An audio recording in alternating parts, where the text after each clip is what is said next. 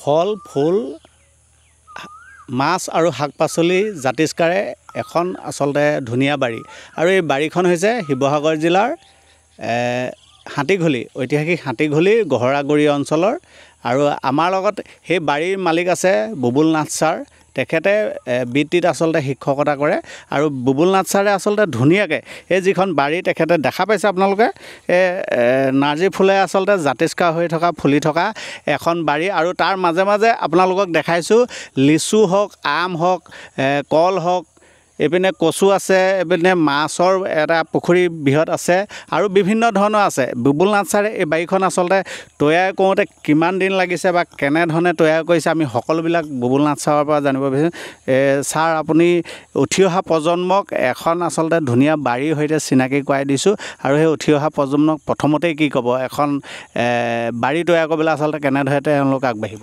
প্ৰথম অৱস্থাত ভাইটি নমস্কাৰ সকলোকে মই স্বাগতম জনাইছোঁ যে প্ৰস্তুতি মানসিকভাৱে প্ৰস্তুতিটোৰ প্ৰথম প্ৰয়োজন যে আমাৰ দেখা যায় যুৱ মানসিকতা বিশেষকৈ মানে কি তেওঁলোকে আজিকালি অকল মোবাইলৰ ওপৰত ভিত্তি কৰি মানে চাকৰিৰ ক্ষেত্ৰত দৌৰিবলগীয়া হৈছে কিন্তু মই ভাবোঁ এজন সুস্থ সবল মানুহ হিচাপে জীয়াই থাকিবলৈ হ'লে শাৰীৰিক শ্ৰমটো লাগে আৰু সেই শাৰীৰিক শ্ৰমটো খুব কম কষ্টত আমি কিছুমান কাম সমাধা কৰিব পাৰোঁ আৰু মোৰ মনলৈ চেষ্টা এটা আহিছিলে যে ফল মূলৰ যিখন মানে বাগিচা হওক বা ফল মূলৰ যিটো চাহিদা আমাৰ অসমত বিশেষকৈ দেখা নাযায় সেয়েহে মই ভাবিছিলোঁ যে প্ৰজন্মই যাতে জানক আৰু সেই উদ্দেশ্যেই বৰ্তমান মোৰ 25 জোপা ইয়াত আম লগাইছিলোঁ 4টা প্ৰজাতি আছে আজি 2 বছৰ হৈছে 2 বছৰত প্ৰায় 10 জোপা গছত ফ্ৰুইটছ আহিছে কিন্তু ইহঁতৰ ৱেটটোৰ কাৰণে এটা দুটাকৈহে ৰাখিবলগীয়া হৈছে আৰু বম্বে লিচু পুলি আছে মোৰ 15টা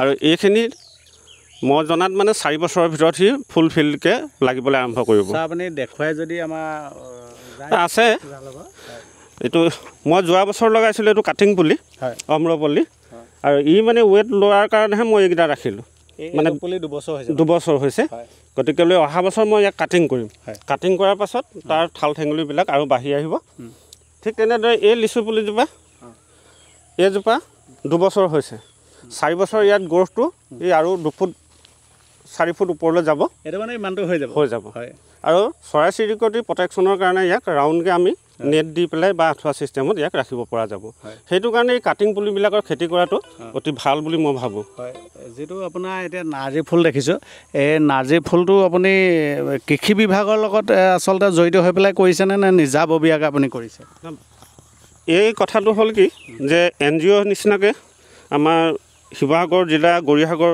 কৃষি খণ্ড বিষয়া তেনেকৈ আহি পেলাই মোৰ ভণ্টিক মানে গোট হিচাপে পুলি অলপ দিছিলে 1000 পুলি ভণ্টিজনীয়ে 500 পুলি ৰুলে বাকী 500 বোলো ক'ত ৰুবা তুমি যে মই চাওঁচোন ব্যৱসায়টো কেনেকুৱা কি ধৰণে ই আগবাঢ়িব পাৰে কিন্তু সঁচা কথা ক'বলৈ গ'লে খুব ভাল লাগে এতিয়া আবেলি এই সময়খন ৰাতিপুৱাৰ সময়কণত এই ফুলখিনিৰ মাজত সোমাই মানে দিনটোৰ যিখিনি শ্ৰম এই শ্ৰমখিনি পাহৰা যায় আৰু বৰ্তমান মই প্ৰথম পৰ্যায়ত 500 ফুল আমাৰ গৌৰীসাগৰৰ হনুমান মন্দিৰত মোৰ ফালৰ পৰা দিছিলোঁ আৰু তাৰ পাছত আমাৰ SDO বাইদেউ ADO বাইদেউ তেখেতলোক আহি পেলাই ইয়াৰ পৰা প্ৰায় 1200 মান ফুল উঠাই লৈ গৈছে আৰু সেই ফুলবিলাক 30 পইচাৰ পৰা 50 পইচা আমি পাবলৈ সক্ষম হৈছিলোঁ তেনেকৈ দিয়ে আৰু ইভাগে ক'তো বজাৰ সমাৰ বা এইবিলাকত ফুলটো দিয়া নাই মই মানে সময়ৰ প্ৰতি লক্ষ্য ৰাখিব লাগে যিহেতু মই এখন স্কুলৰ প্ৰধান শিক্ষক গতিকে মই খুব কম সময়ৰ ভিতৰতে এইখিনি কৰি থাকোঁ আৰু বজাৰ মাৰ্কেট বা কিবা বুলি নহয় কিন্তু নিজে মানসিকভাৱে খুব সুখী অনুভৱ কৰোঁ আৰু এটা কথা আছে এই নাৰ্জী ফুল থাকিলে এই ফল মূলৰ বা যেনেকৈ গছ গছনিবিলাকলৈ পোক পৰুৱাটো বৰকৈ নাহে আৰু সেইটো কাৰণে মই কৰি চাইছিলোঁ আৰু ইয়াৰ মানে কাটিং মই এতিয়া লগাইছোঁ আকৌ বাৰিষা ছিজনত যদি ই ভাল হয় তেতিয়া ভাল চাহিদা এটা পোৱা যাব বুলি ভাবিছোঁ মানৱ সম্পদ গঢ়া এগৰাকী শিক্ষক আৰু তেখেতে অকল মানৱ সম্পদ পাঠ্যপুথিৰ দ্বাৰা আচলতে গঢ় দিব বিচৰা নাই তেখেতে আদৰ্শ দেখুৱাইছে এখন বাৰীৰ সৈতে আৰু যিখন বাৰীত আচলতে আমি দেখিবলৈ পাইছোঁ এয়া আপোনালোকে দেখা পাইছে আম দেখা পাইছে আৰু সিটো ছাইডে যদি আপোনালোকে চাই দেখা পাব এইটো ছাইডত আচলতে কচু শাৰী শাৰী কচু তেখেতে ৰোপণ কৰিছে আৰু তাৰ দাঁতিতে আপোনাৰ কল আছে আৰু কল অকল এইটো ছাইডে নাই আৰু বিভিন্ন প্ৰজাতিৰ কল আপুনি আঁতৰলৈ যদি নিক্ষেপ কৰে দৃষ্টি তেতিয়াহ'লে সেই আঁতৰতো তেখেতে কল ৰুই থৈছে আৰু তাৰ দাঁতিতে আপুনি শাৰী শাৰীকৈ তামোল সুন্দৰকৈ আচলতে ৰুইছে আৰু শাক পাচলি বা হিচাপতো আমি দেখিছোঁ ছাৰ কি শাক পাচলি আপুনি বৰ্তমান কৰিছে মই খৰালি ছিজনত বেঙেনা ফুলকবি বন্ধাকবি ওলকবি আৰু কেপচিকাম ব্ৰকলি মই মানে যিকেইটা নিৰ্দিষ্ট ঘৰখনৰ কাৰণে লাগে সেইকেইটা খোৱাৰ উপৰিও আৰু আনক দিও ভাল পাওঁ আৰু কিন্তু এইটো ঠিক যে ট্ৰেক্টৰৰ খৰচ আৰু চিটখিনিৰ যিটো খৰচ হয় সেইটো মই বিক্ৰী কৰোঁ আৰু যথেষ্ট লাভৱান হোৱা যায় মই এইবাৰতো মোটামুটি প্ৰায় 12,000 টকা শাক পাচলিত বিক্ৰী কৰি মই পাইছিলোঁ তাকে ভাবোঁ প্ৰজন্মই কৰিলে ভাল হ'ব আৰু নিজৰ স্বাস্থ্যটোৰ কাৰণে বিশেষকৈ আৰু মোৰ এতিয়া 58 ইয়েৰ্ছ এইখিনি বয়সলৈকে মই বিশেষ টেবলেট একো ব্যৱহাৰ কৰা নাই ৰাতিপুৱা 4:30টাৰ পৰা 5টা বজাৰ ভিতৰত বাৰীলৈ আহোঁ 7টা বজাত মই ঘৰলৈ যাওঁ আকৌ স্কুল ছুটি কৰাৰ পাছত 4টাৰ পৰা 6টা বজালৈকে মই বাৰীত থাকোঁ ছাৰ আপোনাৰ যিখন বাৰী এখন বাৰী আচলতে অকল গোবৰ চোবৰ তেনেকৈ দি পেলাই আপুনি কৰিছে গোবৰ সাৰ বেছি থাকে ইয়াত আৰু কিন্তু এনেকুৱা হয় দেই মাটিৰ গুণাগুণ লৈ পেলাই আমাৰ যিটো বৰাক্স বুলি কোৱা হয় ফ্ৰুইটছ বা ফল মূলখিনি লাগিবৰ কাৰণে বৰাক্সৰ প্ৰয়োজন হয় বৰাক্স DAP অকণমান প্ৰয়োগ কৰিবলগীয়া হয় কেতিয়াবা হয় আৰু এইটো এনেকুৱা নহয় যে ওৱান টাইমে আমি ইউজ কৰোঁ মই ওৱান টাইমে ব্যৱহাৰ কৰোঁ আৰু এই আপোনাৰ যিটো নাৰ্জী ফুল লাগিছে এইটো আচলতে বহুতৰ ঘৰত এই ফুলটো দেখিবলৈ পোৱা যায় আৰু এই ফুলটো বহুতে মানে কি কয় ফুলি শেষ হোৱাৰ পিছতে ধৰক 2-3 দিন মৰহি যায় তেওঁলোকে হেৰি কৰে কিন্তু আপুনি যিটো ব্যৱসায়িক হওক বা বেলেগ ধৰণে আনে কোৱাতকৈ বেলেগ ধৰণে কৰি দেখুৱাইছে ইয়াৰ যিবিলাক বেমাৰ আজাৰবিলাকৰ বিষয়ে আপুনি অকণমান ক'ব নেকি বিশেষ মানে কি হয় এই নাৰ্জী ফুলৰ কেতিয়াবা ফাংগাছ যিটো আমাৰ ভেঁকুৰ সেই ভেঁকুৰে আক্ৰমণ কৰে আৰু সেই ভেঁকুৰে আক্ৰমণ কৰা গছজোপা গুৰিত হয়তো শুকান চূণ বা তেনেধৰণে ছটিয়াই দিবলৈ পাৰি আৰু নহ'লে কিন্তু ভেঁকুৰে ধৰা বুলি গম পোৱাৰ লগে লগে তাক আঁতৰলৈ নিক্ষেপ কৰিব লাগে উঘালি এইটো এতিয়া আপোনাৰ গেলি গৈছে নে নাই এইটো গেলি যোৱা নহয় ইয়াৰ পৰা আচলতে বৰষুণ পৰাৰ কাৰণে এইটো হৈছে ইয়াক শুকুৱাই এনেকুৱা অৱস্থা নোপোৱাৰ আগতেই ইয়াক কাটিং কৰি শুকুৱাই পেলাই আমি চিডৰ কাৰণে ৰাখিব পাৰোঁ নতুন চিডৰ কাৰণে মই ৰাখিম এইখিনি ভাবিছোঁ অহাবাৰকৈ মই 1000 জোপা নাৰ্জী মানে প্ৰস্তুত কৰিম বুলি ভাবিছোঁ হয় আৰু আপুনি আপোনাৰ দাঁতিতে যিখন বাৰীৰ দাঁতিতে আপোনাৰ এটা পুখুৰী দেখিবলৈ পাইছোঁ এই পুখুৰীটোত আপুনি কেনেধৰণে কি কৰিছে যদি আমাৰ উঠি অহা প্ৰজন্মক অলপ দেখাই দিয়ে তেতিয়াহ'লে তেওঁলোকেও আগবাঢ়ি আহিব তেওঁলোকেও আচলতে নিজৰ ওপৰত নিজে স্বাৱলম্বী হোৱাৰ ক্ষেত্ৰত সহায় হ'ব কি ক'ব এই পুখুৰীটো মানে মই ইয়াৰ আগতেও তোমাক কৈছিলোঁহে যে এই পুখুৰীটো মই বিনা পইচাৰে খন্দা নিচিনাকৈ খান্দি লৈছিলোঁ আৰু প্ৰথম বছৰ মই ইয়াত 35 কেজি মাছ মেলিছিলোঁ আৰু সেই 35 কেজি মাছ আৰু মোৰ দানাত প্ৰায় 12,000 টকা খৰচ হৈছিলে কিন্তু এক বছৰতে 3 কেজি 3.5 কেজি 2.5 কেজি এনেকুৱা ওজনৰ মাছ হ'ল আৰু তেতিয়া মই 1 কুইণ্টেল 2 কেজি নে কিমান বিক্ৰী কৰিলোঁ কিন্তু এই বছৰ মই 2 বছৰ ৰাখিলোঁ 2 বছৰ ৰখাৰ পাছত জানুৱাৰীৰ লাষ্ট মাহত মই 1 কুইণ্টেল 63 কেজি মাছ ইয়াৰ পৰা উঠাই বিক্ৰী কৰিলোঁ আৰু সেইখিনি মানে কি হয় ৰেটটো এনেকুৱা হয় 300ও হয় 200ও হয় আৰু বিশেষকৈ মোৱা মাছটোৰ ওপৰত কিন্তু ভাল লাভ এটা পোৱা যায় নিজে মই প্ৰায় এপোৱামান মোৱা মাছ মেলিছিলোঁ কিন্তু মই 2টা টাৰ্ম ধৰি পেলাই প্ৰায় 1 কুইণ্টেলমান মোৱা মাছ মই উঠালোঁ আৰু সেইটো কিন্তু মই 250 টকাকৈ পাবলৈ সক্ষম হৈছিলোঁ কোনোবা যদি এনে থকা ব্যক্তি আচলতে আছে তেওঁ যদি বাৰী এখন আছে বা এনেকুৱা ধৰণৰ পুখুৰী এটা আছে তাৰ পৰা আচলতে তেখেতে সুন্দৰকৈ নিজে স্বাৱলম্বী হ'ব পাৰে সঁচা কথা সেইটো যে একদম সাধাৰণ কথা এটা এবছৰত যদি এটা পৰিয়ালে 60,000 টকা এটা পায় আৰু তেওঁ খোৱাৰ পৰা আৰম্ভ কৰি গোটেই কথাখিনি তাতে ৰাহি হৈ যায় ন আৰু ইভাগে টকা পইচা বুলি কথা নহয় মানে আৰু বছৰেকত মানে মোৱা মাছবিলাকে মই জনাত মানে 2বাৰ কণীৰে গতিকে মোৱা মাছটো অতি লাভজনক মোৱা মাছৰ খেতিটো বহুত ভাল বুলি মই ভাবোঁ দেই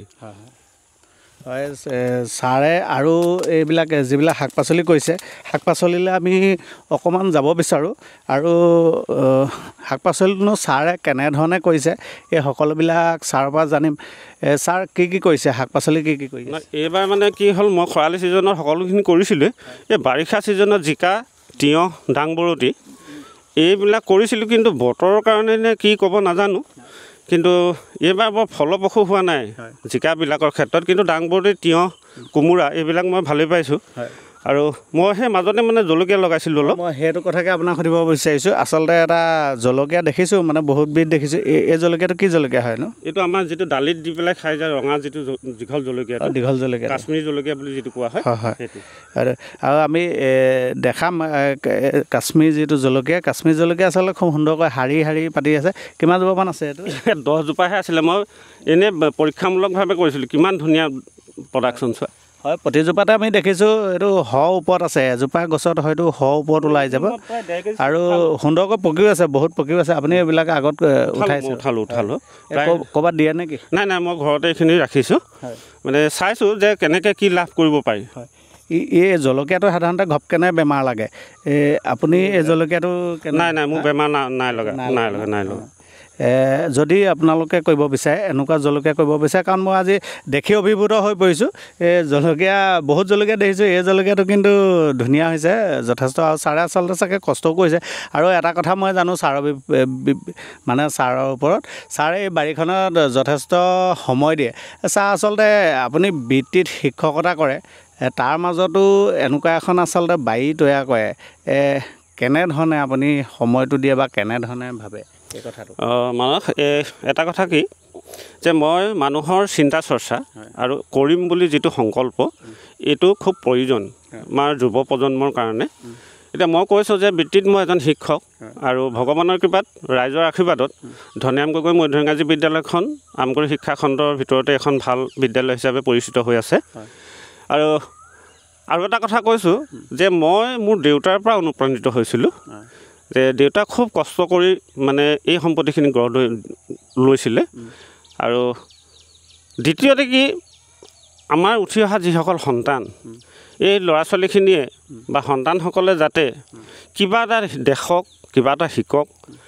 আৰু এইধৰণেও কিন্তু কোৱা যায়, মানুহে কয় মানে এইটোক আৰু নোজোৰে বুলিয়ে কয়, কিন্তু বিজ্ঞানসন্মত যিটো চিন্তা, বিজ্ঞানসন্মত চিন্তাটো নকৰে। আৰু মাটি বেছি প্ৰয়োজন নহয় ইয়াত।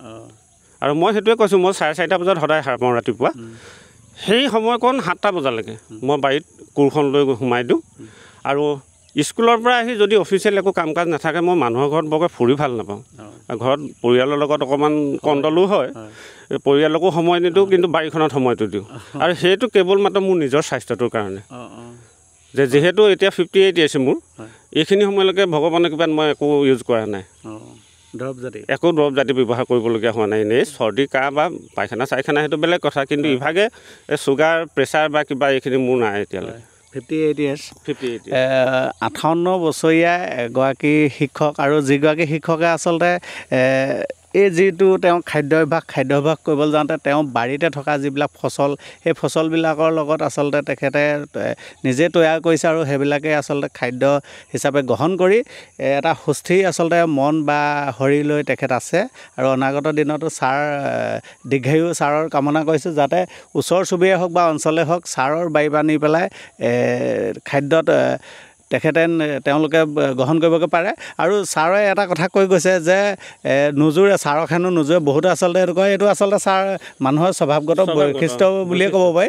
মানে আনক দেখাটো, আনৰ হোৱাটো আচলতে বহুতে নিবিচাৰে। কিন্তু ছাৰে যিভাগী কৰ্ম কৰি আছে, কৰ্মৰাজি কৰি আছে, বিভিন্ন ধৰণৰ খেতি কৰি আছে, বিভিন্ন ধৰণৰ ফলৰ খেতি কৰি আছে, শাক পাচলি খেতি কৰি আছে, মাছৰ খেতি কৰি আছে। ছাৰে উঠি অহা প্ৰজন্মৰ, ছাৰ যিদৰে এজন আদৰ্শ শিক্ষক, আৰু ছাৰে কৃষি কৰ্মৰ দ্বাৰাই আচলতে আদৰ্শ দেখুৱাইছে। অনাগত দিনত ছাৰৰ পৰা আমি আৰু আশা কৰিম যাতে উঠি অহা প্ৰজন্মই ছাৰৰ পৰা এনেধৰণেও বহুত কথা শিকে। শেষত আপুনি আৰু কি ক'লে? হয়, আৰু আছে, হয়, ঠিক আছে। আমি আৰু ছাৰে কৈছে আৰু বহুত বস্তু আছে আৰু দেখাবলগীয়া আছে। ছাৰ কি আছে আপুনি কৈ গ'লে আমাৰ মানে কথাটো এনেকুৱা হয় যে আমাৰ যে কয় আমাৰ মাটি নাই, প্ৰায়বিলাক মানুহকে শুনা যায় যে আমাৰ এনেকুৱা খেতি কৰিবলৈ জেগা নাই, সুবিধা নাই। কিন্তু মই এতিয়া তোমালোকক দেখাম যে জিকা, তিয়ঁহ আৰু দাংবৰতি এইখিনি আছে, ভেন্দি চেন্দি লাগিব। এতিয়া কম জেগাত মানে কি, মোৰ এইখিনিলৈ চোৱা, পথালিকৈ চাই দিয়া তোমালোকে, খুব 12 ফুট হ'ব। এই 12 ফুটত মানে কলৰ পৰা সেই ঢাপলৈ খুব মেক্সিমাম 12 ফুট হ'ব। ইয়াত এতিয়া সেইটো কল থাকিলে মোৰ মাজতে মই কমলা লগাইছোঁ, কমলা আৰু মৌচুমী আছে, ইয়াত হাঁচি আছে, ইয়াত তামোল আছে। আমি আগবাঢ়ি যাওঁ আহা এইফালে। মাটি কঁঠাল এইটো অৰুণাচলৰ মাটি কঁঠাল। এইটো দেখা পাইছে আপোনালোকে অৰুণাচলৰ মাটি কঁঠাল আহি হাতীঘলিত আচলতে লাগি আছে। এইটো অৰুণাচলৰ মাটি কঁঠাল ন? অঁ হয়। আৰু এতিয়া সেইটোৱে মই কৈছোঁ যে মাটি কঁঠাল, তামোল, সাঁচি আৰু মাজত সেই কুঁহিয়াৰ কলৰ পৰা চব আমি এই 12 ফুট জেগাতে মানে নিয়াৰিকৈ কৰিলে বেছি মাটিৰ কেতিয়াও প্ৰয়োজন নহয়। হয়, অৰুণাচলৰ মাটি কঁঠাল আৰু ছাৰে কৈছে যে এইটো যিটো 12 ফুট বহলটো 12 ফুট আৰু দৈৰ্ঘ্যটো অকণমান আছে বাৰু, কিন্তু ছাৰে কম জেগাত আচলতে বহুত খেতি কৰি দেখুৱাইছে। মাটি কঁঠালৰ পৰা আদি কৰি সাঁচিৰ পৰা, তামোলৰ পৰা আদি কৰি আৰু বিভিন্ন ধৰণৰ ইয়াত গছ ৰোপণ কৰিছে। মাটি কঁঠালটো চব এইজোপা মাটি কঁঠাল মই দেখাইছোঁ, ইয়াৰ পৰা আমি 5 জোপা গছ পাম। এই একেজোপাৰ পৰা এই দুটা দেখিছা তোমালোকে? ছাইডত এই দুটা আহিছে, ইয়াৰ আগটোৰ পৰা এটা পাম আৰু সিফালেও আৰু 2-3টা আগ ওলাই যাব। পৰিসৰটো মই প্ৰথমতে 7 জোপা লগাইছিলোঁ আৰু কিন্তু এতিয়া মোৰ 130 ওপৰত আছে মানে টোটেল হয়। লগাইছিলে কিমান? 7 জোপা 7 জোপাৰ পৰা 130 হয়। আচলতে আচৰিত কথা, 7 জোপাৰ পৰা 130 হৈছেগৈ মাটি কঁঠাল। আৰু এনেধৰণে আচলতে ছাৰে বাৰীখন তৈয়াৰ কৰি লৈছে আৰু উঠি অহা প্ৰজন্মক ছাৰে এক আদৰ্শ দেখুৱাই গৈছে। অনাগত দিনত সকলো আগবাঢ়ি আহক, সকলোৱে নিজৰ নিজৰ ভৰিত থিয় হৈ এনেধৰণেই আচলতে চাকৰিমুখী নহয় বা চাকৰি নাপালোঁ বুলি হতাশ নহয় যাবলগীয়া কোনো কথা নাই। আপোনালোক আগবাঢ়ি আহক, আপোনালোকেও এনেধৰণে কাম কৰি যাব পাৰিব।